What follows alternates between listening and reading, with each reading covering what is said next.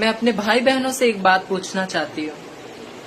हमें जन्मजात से ही, बचपन से ही हमें दुख ही मिला है, नफरत ही मिली है, कभी प्यार मिला नहीं है।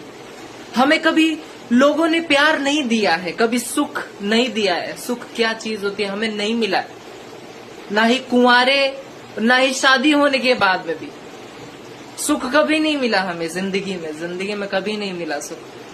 तो मैं सिर्फ इतना सा पूछती हूँ कि कम से कम अब तो भाई बहन तो मिलके थोड़ा एक दूसरे को सुख दे दें, प्यार दे दें।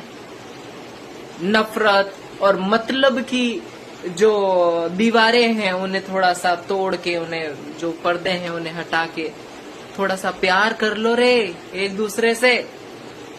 कल परसों हम सब मर जाएंगे, कुछ पता नहीं चल, यहीं का यहीं दरा का दरा रह जाएगा। प्यार से रह लो एक दूसरे के